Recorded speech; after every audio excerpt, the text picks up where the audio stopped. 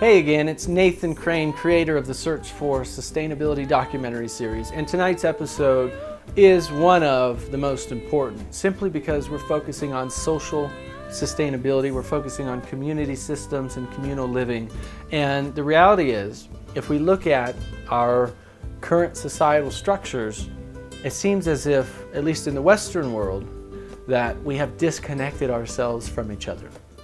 In things like social media, websites, and so forth that give us that superficial sense of connection show that every one of us is striving and demanding for more connection to others in our lives. Yet we do it through cell phones and text messaging and online games and social media sites and email. While that is a form of connection, it's also a superficial form of connection. But that's not really the important part. The important part is that it's a signal. It's signifying that we are all striving for a deeper sense of conscious and sustainable communication, communal living, and social sustainability. So as we interview experts and politicians and business owners and environmentalists in tonight's episode, we look at what does sustainable community look like? What does sustainable communication look like? What does it look like when we're adjusting and creating the new systems of community that are going to help us thrive together, both locally and globally? So as always, please do everybody a huge favor. Share this online, share it with your friends, invite your family and friends to join you, sit with you on the couch and watch this. Sit with you in a room and watch us together.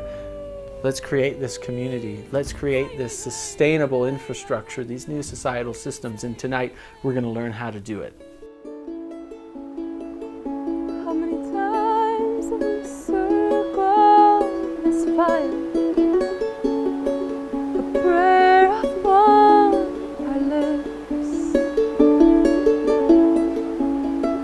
And how many times have we gone to the water's edge to give thanks for these gifts? And we will rise again. We will rise again. My people will rise again. Oh, will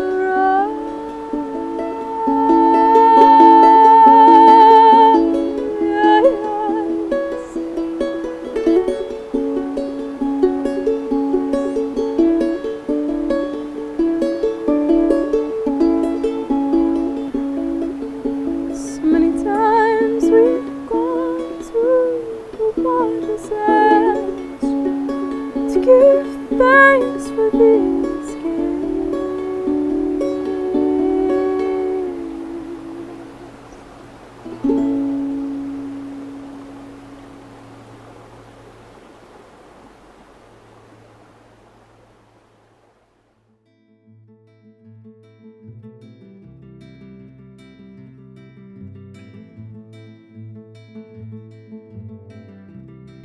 What is true freedom, I ask? In a society, in any group? And I create an exercise by which I have the participants create their own space of freedom, and they spread their arms and they turn around themselves and say, I am free. This is my space. And then I make them move toward each other. And what happens? That same freedom starts chopping each other's necks. Because we now realize freedom means recognizing the freedom of the other person and recognizing the freedom of being co-responsible for that other person. So freedom truly is co-responsibility of all. And that's where we get to creating new communities that intentionally grant this freedom, and this freedom only works when we all lower our arms, and instead of spinning around ourselves, embracing those that come into our field. That is true freedom. It is not being crazy me and anarchistic. You know, we're all from a tribe originally, right? Whatever tribe we came from, and we might not know even what that tribe is, or connect with the plants that were in the area that our ancestors lived in, or ate, or used for fiber, or used for dyes, or used for anything. But that doesn't mean that that's not there in us somewhere. I mean, I look at things like the monarch movements and how they go all the way down one life cycle, and then it takes them 2 life cycles to go up. So what is that that's in them that is the same kind of thing that's in us, that like we connect to things on that level? We don't know why, you know, and it's not a thought necessarily, and it's not necessarily even a knowing in that intellectual sense, but there's something that people feel when they do that connection that feels good. People around the world are waking up and really tuning into our heart's calling and stepping up and offering our loving service to each other and the planet. And this is what it's going to take in order to make our earth green and abundant and in a flourishing state again, is to realize that we're all family, and to hold hands and to hold hearts, and to love more and to give more and to serve more and to be present with the life that surrounds us and attentive to the needs. And right now I see the earth is in great need of some helping hands to come together, and I see a lot of beautiful people coming together to bring positive solutions through various projects and programs and events and various different other forms. The role of community in survival of our species is absolutely imperative. There's no way that an individual really can conquer all and survive, you know, in spite of what I think we see a lot of times in Hollywood representation of what survival is supposed to be. And you even get this kind of the prepper movement where the idea is, you know, a person survives on their own and they got all the beans and bullets and band-aids to do that. But the reality of that is absolutely, it's a lie. It's a complete misrepresentation and a misnomer to even call that survival. A person who is all on their own completely in a post-disaster world, regardless of how bad it is not going to make it on their own. And certainly if there's security issues, they're not going to make it on their own. They're going to end up being resources for somebody who gets it, and who, even if they're bad, is teamed together with community or with a team of people. You know, unless you can stay awake 24 hours a day, and you know, while you're gathering all your food and your water and all your security all on your own, you're out of luck. And so it really takes more than even a group of people. It takes more than a small group of 4 or 5. It really, honestly, to survive in let's say we had a post-disaster collapse of our economy and our society as we know it, a complete collapse and end of rule of law even to some extent. It would take a minimum of 5 or 6 families, in my opinion, to really be able to survive. And that's really just doing the work. That's, you know, 20 to 30 people just doing the work, not even counting all of the morale support things you need, like just, you know, plenty of sleep and having fun once in a while, and not just, you know, drudgery day after day of tending the crops and dealing with security and all the stuff that, you know, it's just basically you're really, you know, becomes monotonous very quickly. So my point to this is that community is absolutely, it is absolutely an essential aspect of any kind of survival. What we're looking for is our community to thrive. And if you are living in a community that you really love, your natural desire is going to be, I want this community to thrive. So if you want it to thrive, then it just makes sense, doesn't it? To do whatever you can to make it sustainable. If it is sustainable, you're much more likely to see your community survive.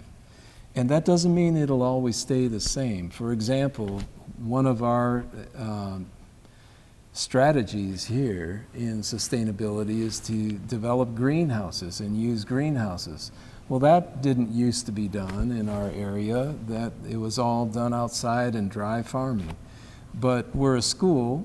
We have a calendar that's just opposite from the growing calendar, and we want to provide our kids with this, and we realize that not only do we want our growing food to provide food for our kids, We want to engage the farmers in the area to start farming again, to do more to recognize that schools are great customers of this locally grown food.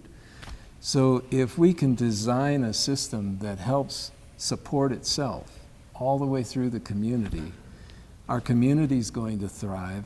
And as Kate and I sometimes joke, you know, these kids graduating from here are the ones that are going to take care of us. So as we get older, it just makes sense that we would want to have good neighbors and have our kids feel really responsible and recognize that we're related to them and that we all are in this together. If we can get that message across to our kids, we know this community will survive. So then I would turn and ask the people that might be considering doing this, do you want your community to thrive? And if so, how are you going to make sure that happens if you don't do something sustainable?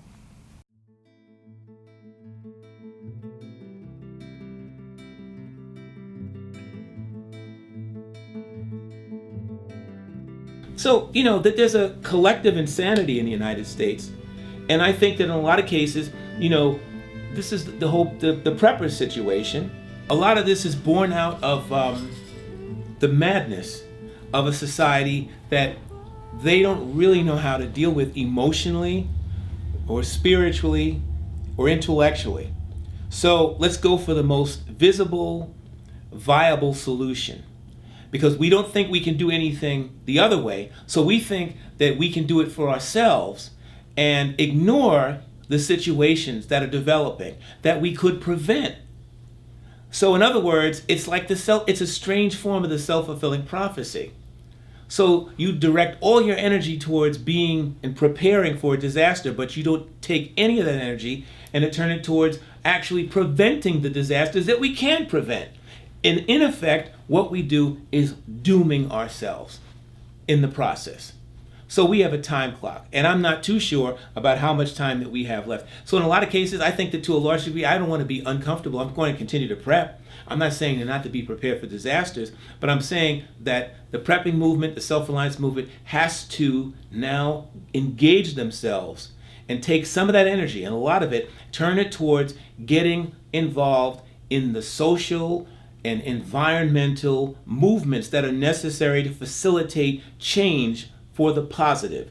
Movements that are going to help to dial back the effects of global warming and atmospheric pollution. We have got to clean up our oceans. We have got to shut down these power plants that have been cycled out of their age. We have got to clean up our acts, and we've got to do it right now. And if we're going to make our decisions and wait for another 5 years to think that we need to start, by that time it will be too late. And there's really no point in prepping. Our developed countries, if you go into the city, you'll find that people live next to each other, but they really don't want to know their neighbors. Right? Whereas in small rural communities, you'll find that people know each other, and they are friends, and they sometimes end up having to rely on each other. And that's one of the beautiful things of small community. With children, when they're working together cooperatively in a school garden and growing their own food, there's a sense of community, of instant bonding, and it's important that children sort of get that sense of community, that we all are one. And that message comes through in the garden. The founder of permaculture, Bill Mollison, says everything gardens. Well, relationships garden too. Community gardens. And the importance of permaculture and its sustainability message and its community message can be fostered in schools with children in that environment, much more so than it can in a classroom that's like a fixed structure environment. In a garden, there's a whole different relatedness, right? You're in nature, you're surrounded by nature, and there's whole values that get transcend the relationships and enter the relationships between children in a garden. And I've watched that happen myself. So I am stoked to have gardens in every school. I'm stoked to have children grow their own salads. It's a thing we should all be doing right now.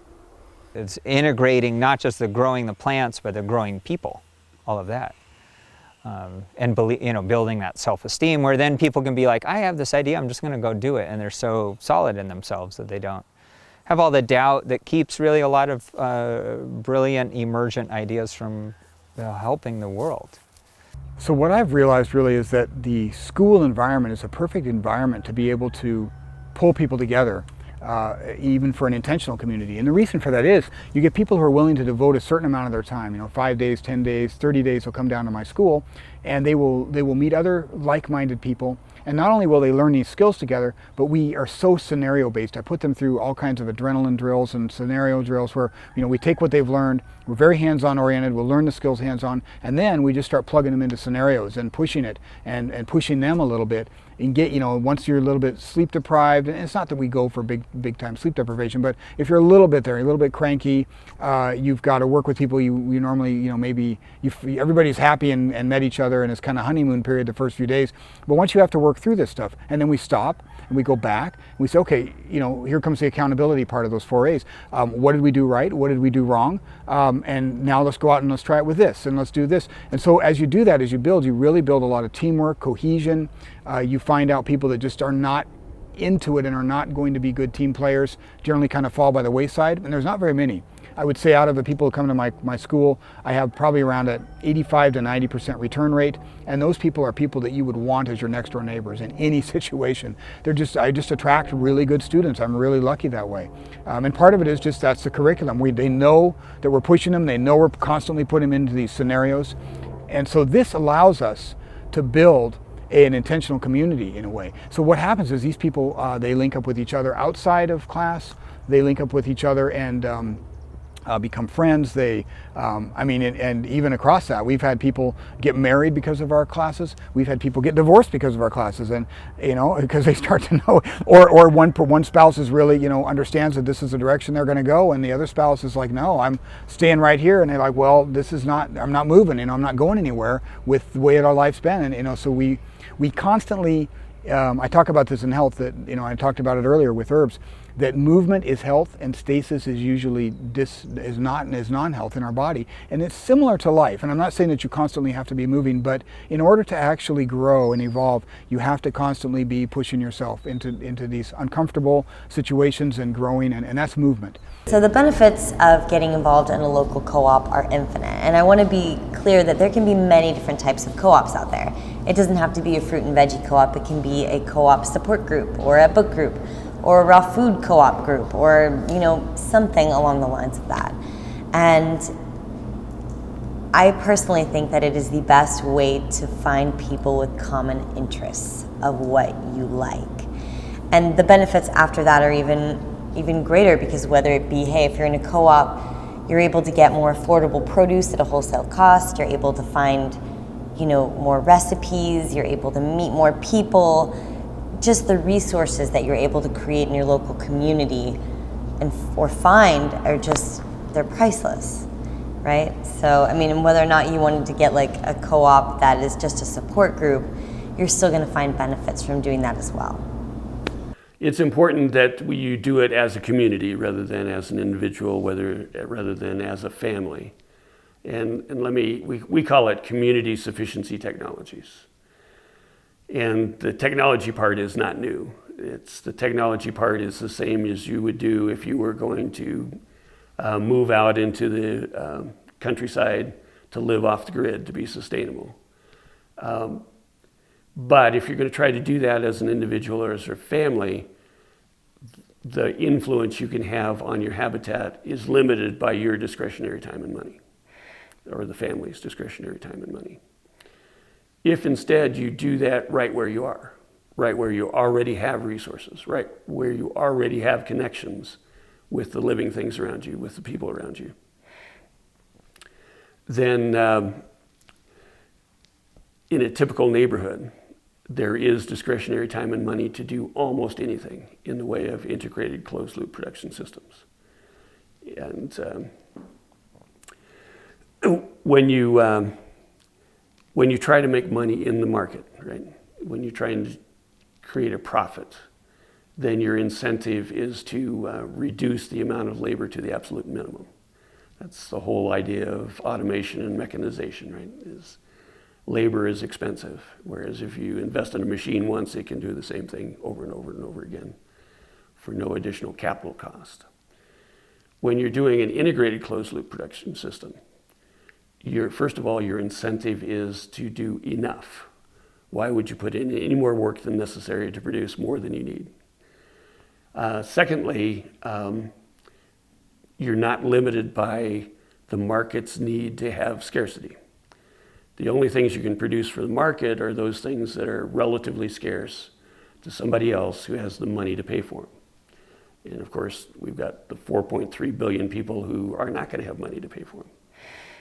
So if instead we have a community owning integrated closed loop production systems, owning the capacity to provide for themselves, then your goal is to include as many people as possible because you are producing in abundance. And the more people involved, the less any one person has to do.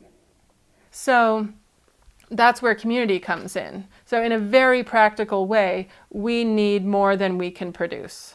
So that's the very basic, not romantic way of of saying why is community important. And so, then you run into all these like, well, what's a good rate of exchange? What's a good way to trade and to support, these cottage industries and different ways that people are growing sustainability on their different locations? How can we support each other?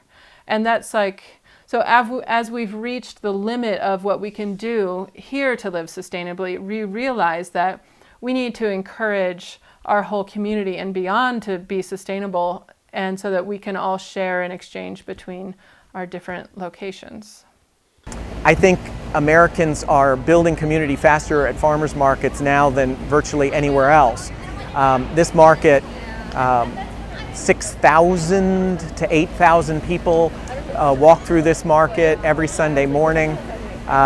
Rich meets poor, all colors, all economic and social strata, all languages, and oddly, this is one of the few places left in America where we allow ourselves to shed those distinctions, and all you do is hear interaction. I've been working this market personally for almost 11 years. You develop relationships, you see people marry and have families, and it's a wonderful thing. Programs are now bringing folks from all over the city, folks who before weren't economically able to shop at farmers markets are now able to through programs like Matching Dollars and SNAP and Produce Plus here in DC. So it's a beautiful thing. We bring the people, the community, and the people in that community together, and we show them the other side to things. You'd be surprised. It just takes that little bit of spark, and their other fellow community members to also be sparked by that, so they can all bounce off of each other. Give them tools, show them a way. It is about community, because when you're living, with, I guess, what you would consider limitations, or what they would consider limitations, they rely that dependency on help. So that community help, community gardens, providing that access for food. And yeah, it's just about bringing it together. Straight up, player, you want to get it down? I'll tell you how you get it down, B. All right, first, you find the freshest hustlers on your block. Then, you give them the dopest permaculture class ever, right? Then, you send them to the schools, and they'll educate all the young G's. All the young G's become permaculture experts. After that, you turn everybody's front yard into a corner crop, right?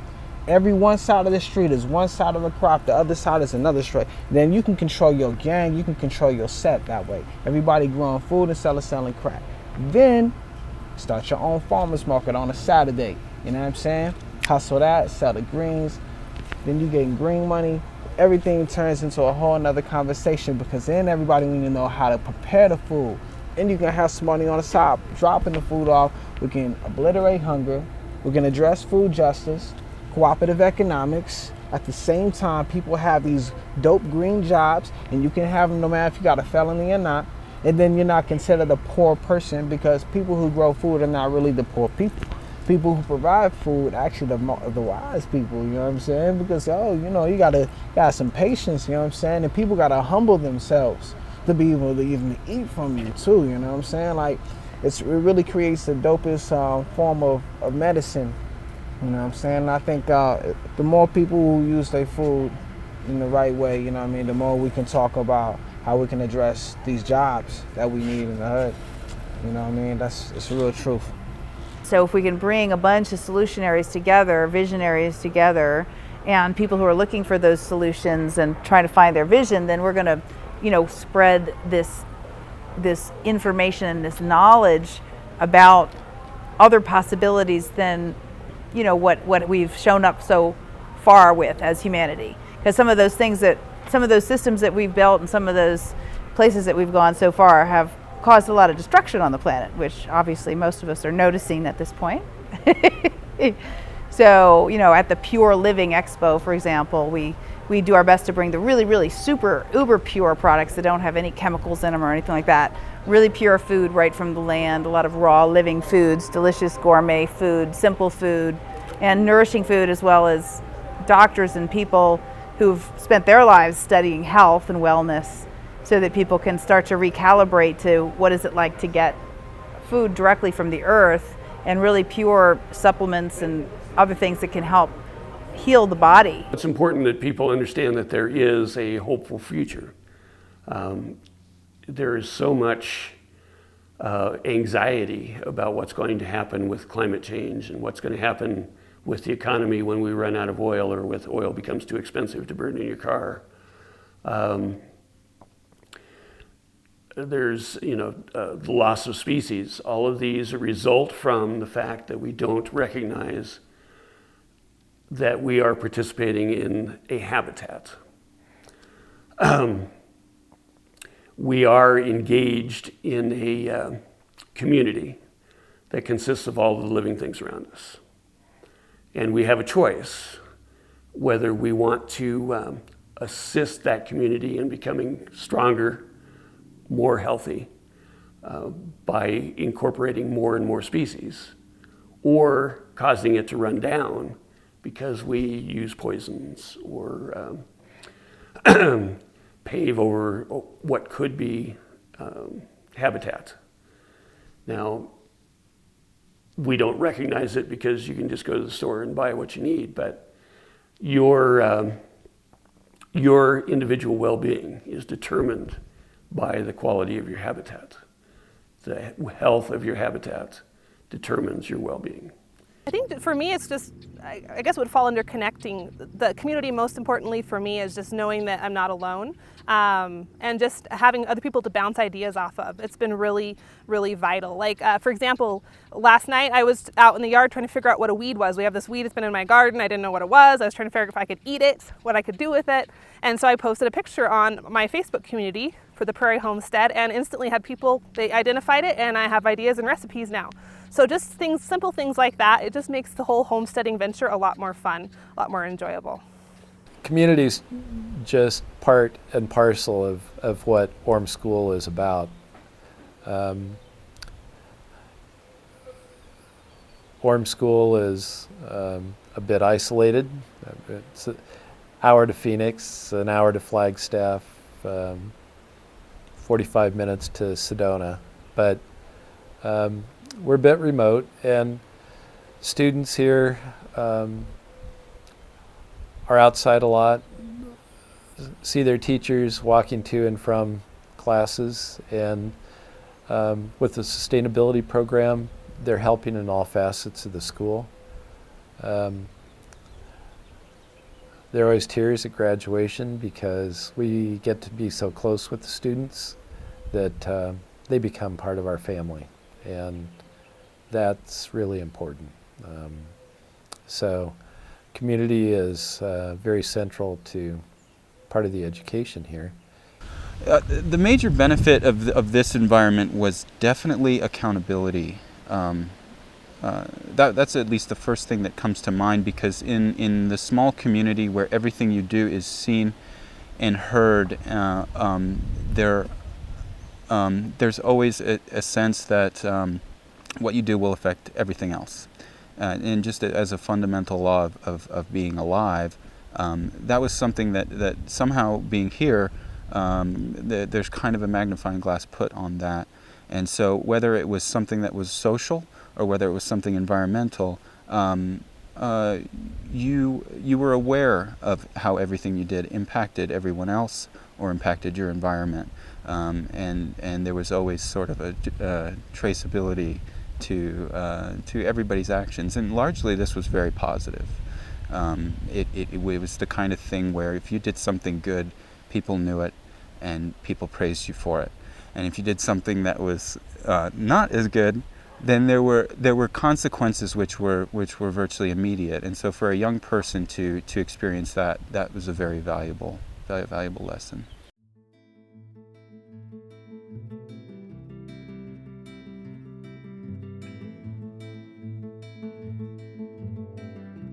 At some level, we're all co-creating this reality together. And the more consciously we can do that, the more we can align ourselves with our deepest intents, our heart, our divine nature, as opposed to our conditioned and less functional nature. The metaphor, the metamorphosis from the caterpillar to the butterfly is core in our worldview, that we're in a world that is in a whole system transformation. And that, again, at sort of the deepest level, is a whole system of ourselves in egoic consciousness that's metaphorically our caterpillar expression. Well, we don't realize we're divine beings. We don't realize how interconnected we are with all of life. And so we live in a win-lose kind of reality and have this embedded scarcity and competition reality that we keep unconsciously co-creating together. And so we see ourselves as part of this great transformation on the planet, to waking up to a deeper understanding of who we are, what the divine is, and how by living in alignment with that and making different choices about how to relate to each other from that place of love and connection, that we actually are in the process of co-creating an extremely different reality on this planet that will express our divine nature in an embodied planetary scale. I think some of the main challenges are just in part a mindset of parochialism. You know, we've done it this way, we're doing it this way, this is our skill set, this is how we understand things to be or should be. So the challenge is, I think, pushing those boundaries and opening up space to have bigger conversations without everybody getting upset about being asked, why are you doing something this way, or maybe we can do something different. And bringing continuously keeping a mindset of struggle, that it's okay if we don't all agree with each other initially. It's really important that we have these dialogues and conversations with each other about why we care about what we care about and what our investments are in the community. The benefits are just enormous. The benefits mean that resources are spent in ways that make more sense for the whole community. It means that there's the enhancement of life in our community is greatly changed. We had discussions, there's been a health initiative in the community.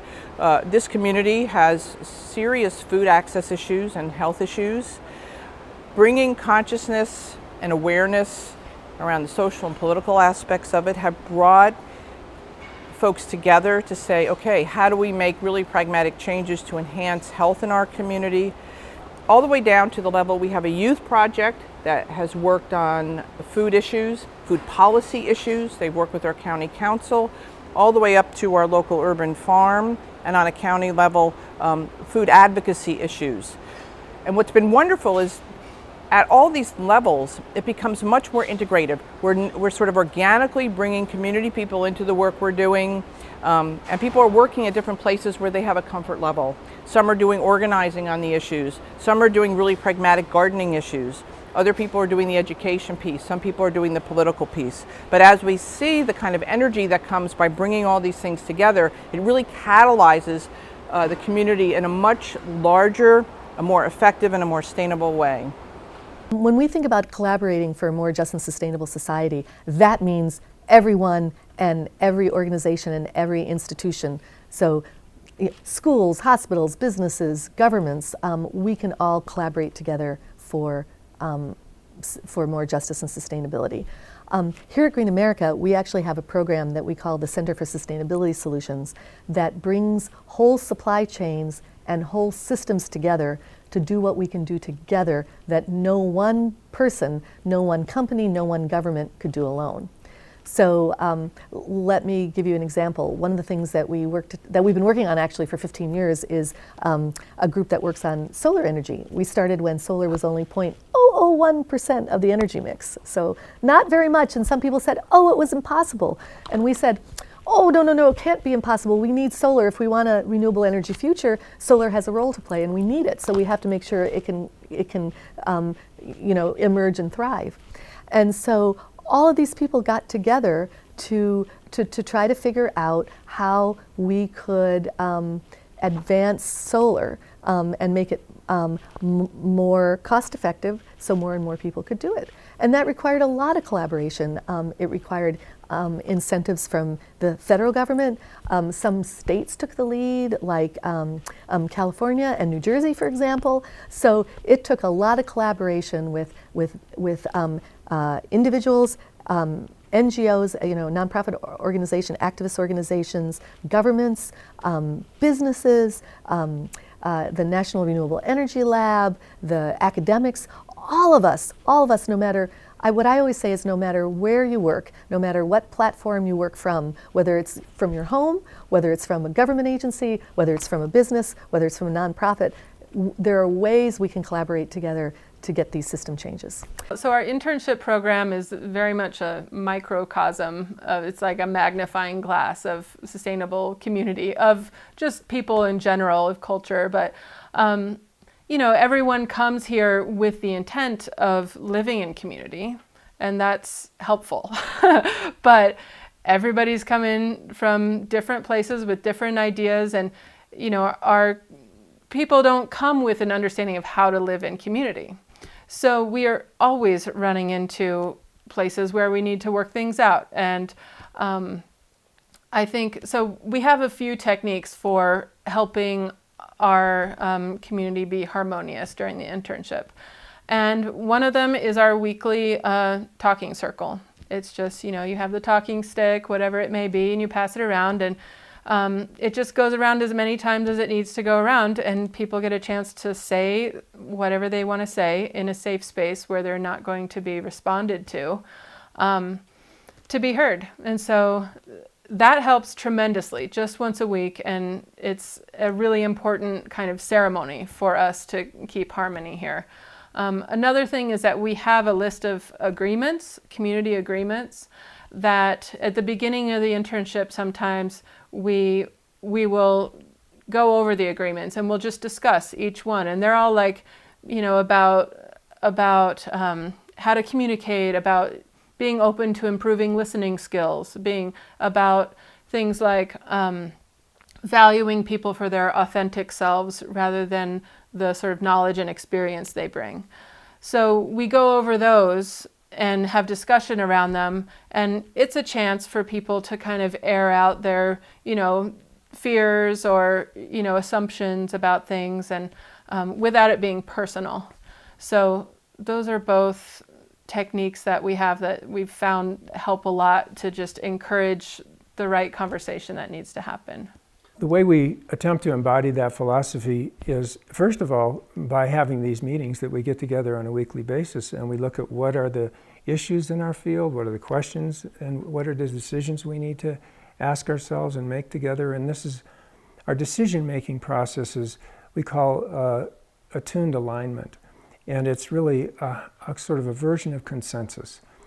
Consensus decision-making model was originally a very spiritually based perspective from the Iroquois and from the Quakers. And then when it was taken to the general public, the spiritual dimension was kind of edited out because they thought it might be a turnoff to more mainstream people when they took it to a communities movement and cooperative movements and things like that.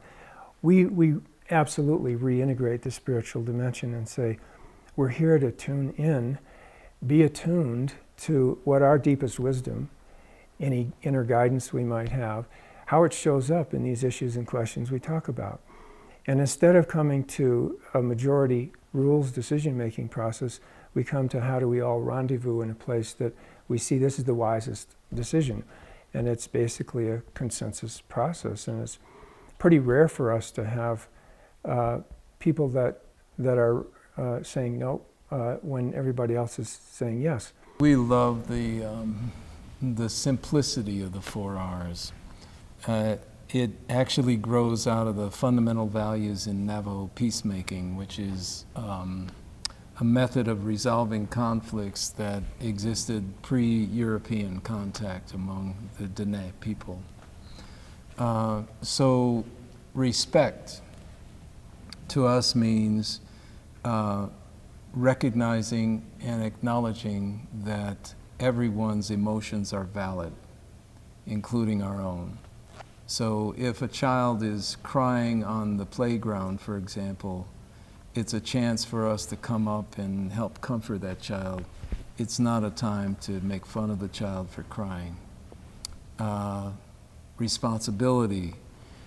It's such a valuable concept when you turn it around a bit and realize it could be looked at as the ability to respond. It's a privilege. It's not a burden.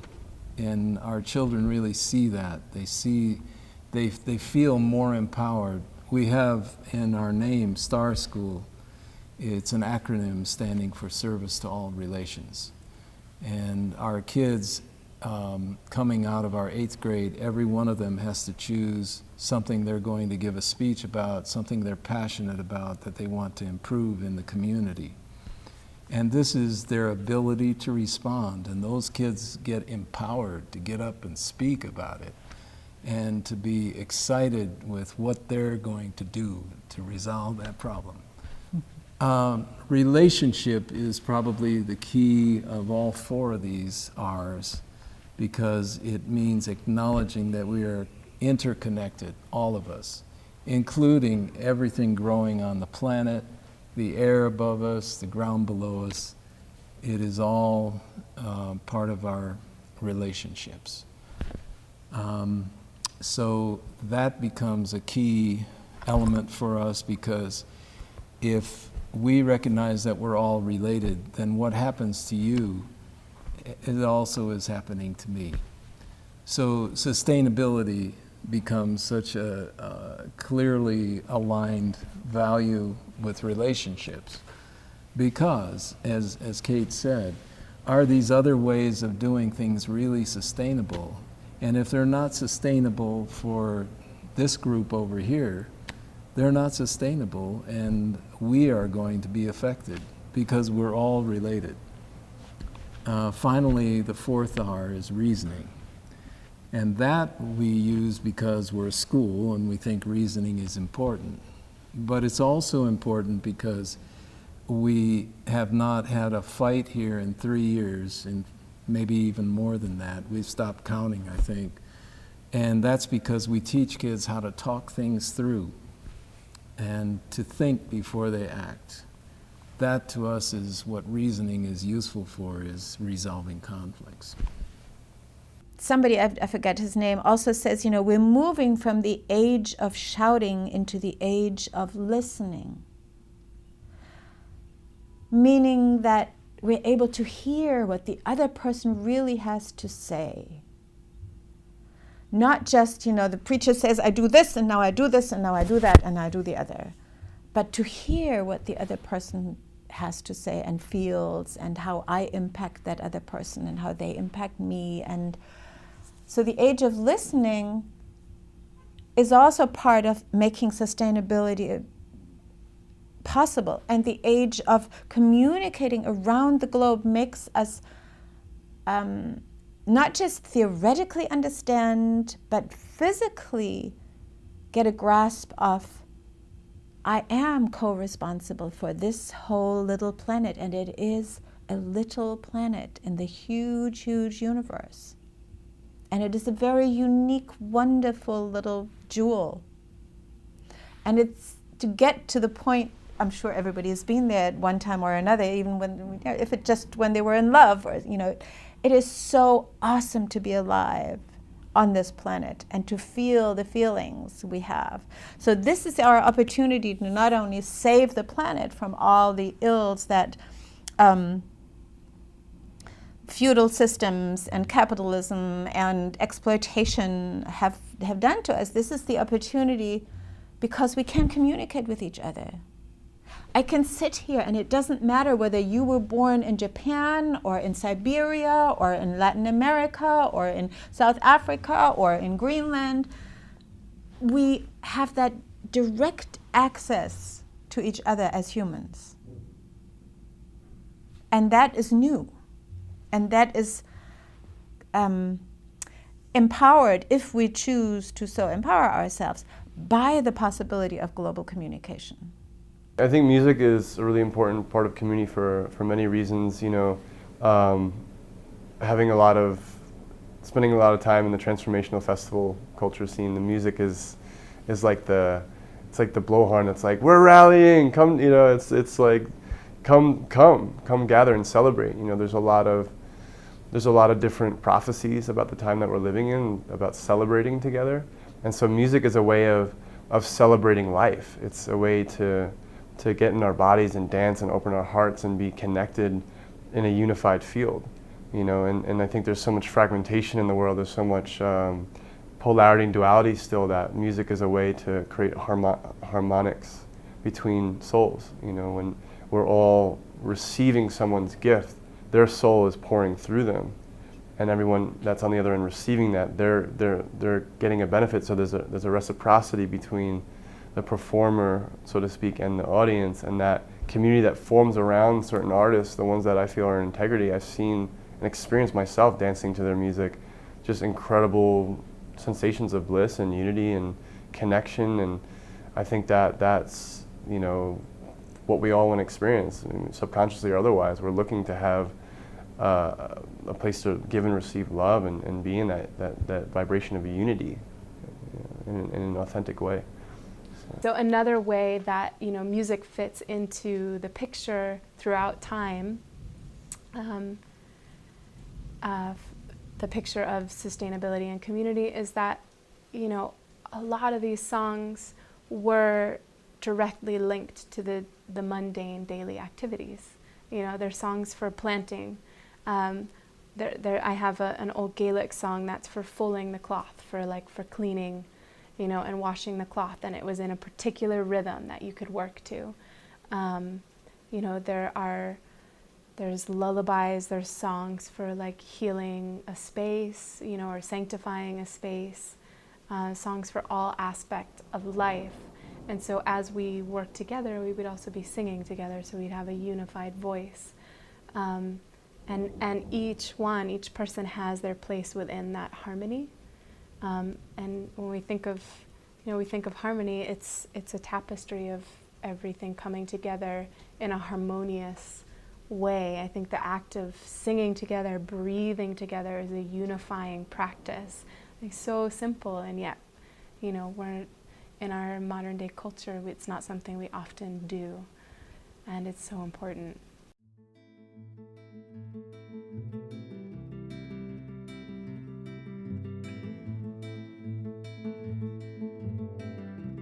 We've done a lot of building projects here that have had a serious time frame, where we've had to work really hard to get something done because we had to, you know, refinance our mortgage or something like that, or we needed to have shelter for the winter and we would have been cold otherwise.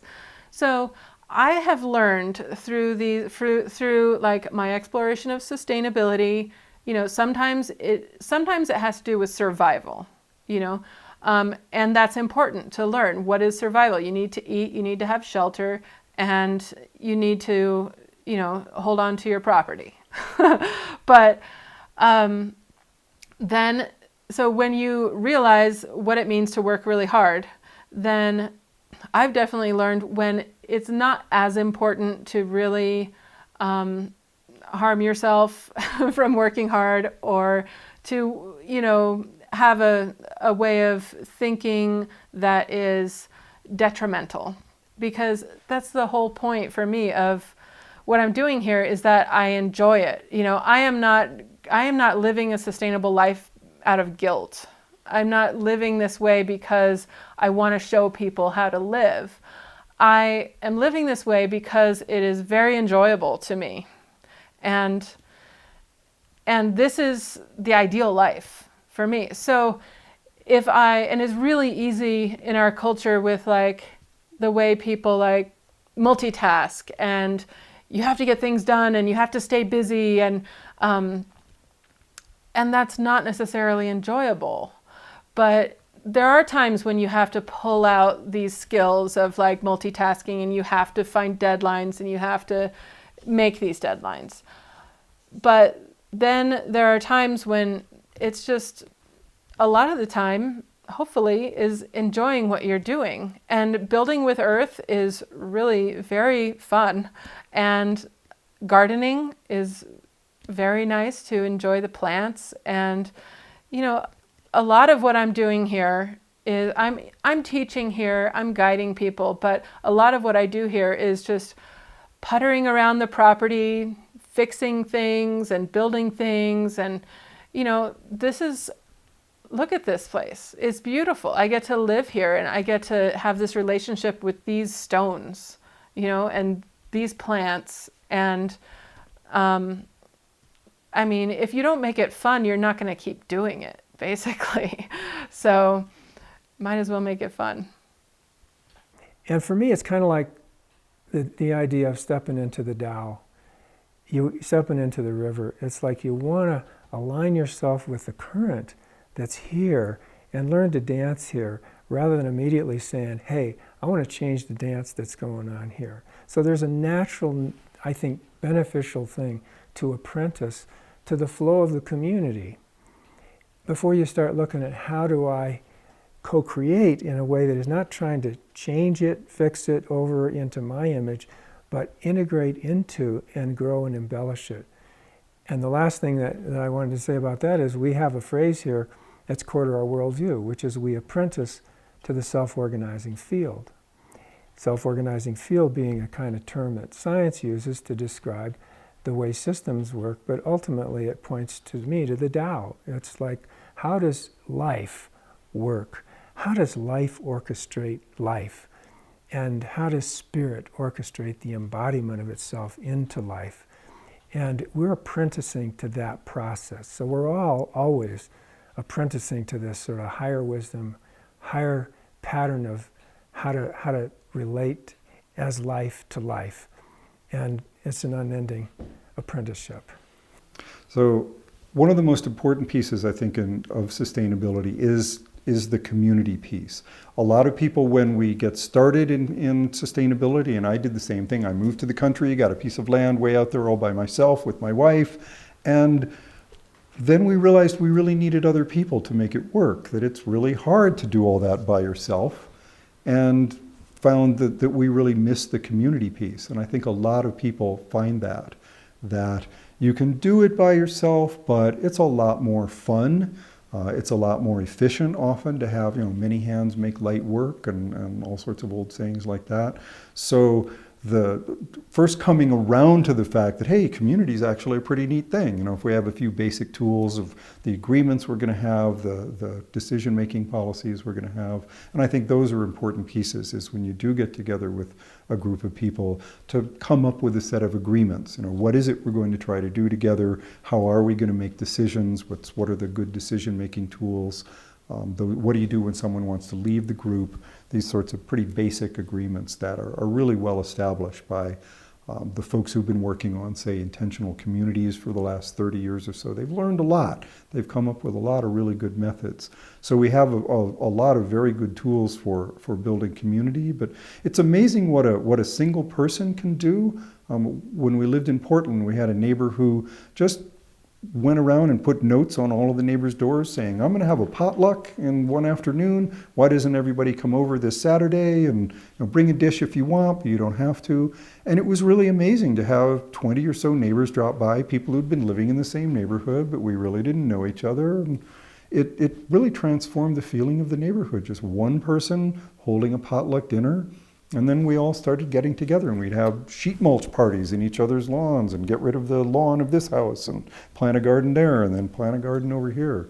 So just one single thing like a potluck or a block party if a group of people get together, close off the street, or a community meeting around an issue that's coming up is another way to do it.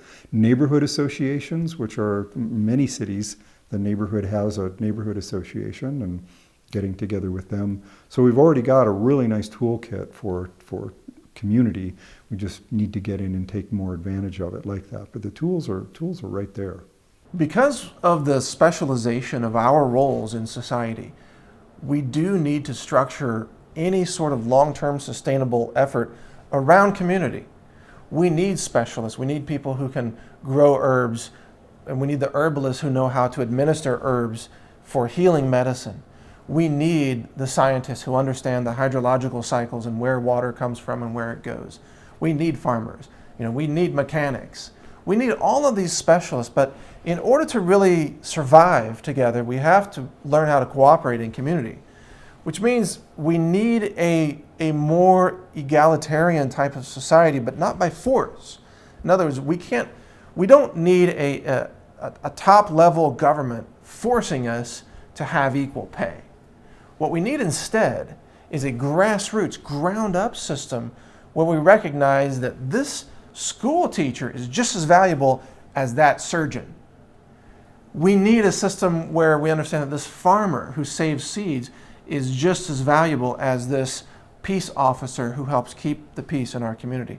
Today we have an imbalance because we have artificially created economic incentives in many of the wrong places. We've given doctors, for example, too much money because they're tied into a pharmaceutical drug system that's prescribing too many drugs that are sold at too high monopoly prices. That is the artificiality that creates the salary inequality that haunts our society. In most other countries around the world, doctors don't earn 20 times as much as an entry-level worker. I think the proper attitude of a doctor or someone in healthcare should be that they are working in service to community. Why shouldn't we have a healthcare system that is 100% nonprofit? If all of these corporations that claim to care about our health and they care about cancer and they care about diabetes, well, why are they making so much money off of these diseases? Why shouldn't it be a nonprofit endeavor? We have spent too long in society making a few people really wealthy who are in fact stealing from us our future. And that's wrong. It is wrong ethically and morally, and it is, of course, completely opposed to what we need to be doing if we hope to have a future. Why are we paying agricultural giants to poison our crops and our water systems so that they can give us food that's also causing us disease? Why are we giving them the financial rewards for poisoning our bodies and our world? It makes no sense.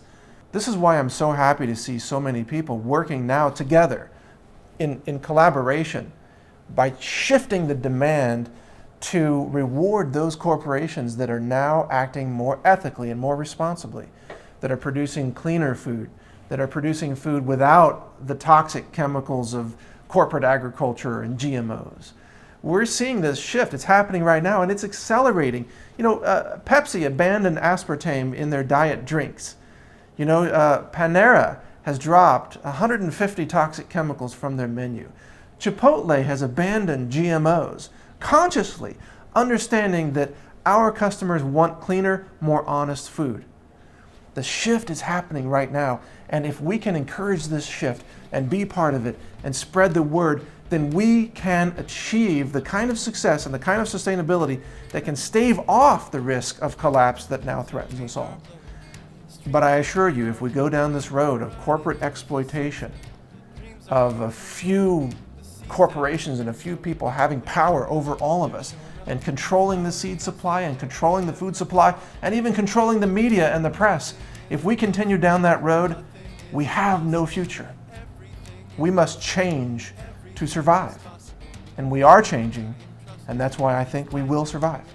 And so it's going to take all of us together working towards creating new types of communities, sustainable communities, and getting involved in sustainable community economics, sustainable community social justice systems, sustainable community cooperatives and farmers markets, and on and on and on. Not only getting involved in them, but creating them and encouraging others to create them and to get involved in them. You know, this is how we're going to create sustainable change on the planet towards a future we all can look forward towards thriving abundantly and vibrantly in. And one of the ways that you can support that is to support this mission, to help get this information out to more people around the world, and to help get hands-on work, hands-on experience, and hands-on life lessons to children and families. And so when you order any of the DVDs or any of the digital downloads from this entire series, a large portion of those proceeds will go towards funding Panacea Hope to build a sustainable community and eco-school called Eucadia that will blueprint a model to help create more sustainable communities all around the country and eventually around the globe. So thank you for being a part of this movement. Thank you for being a part of our community, and I look forward to seeing you in the next episode.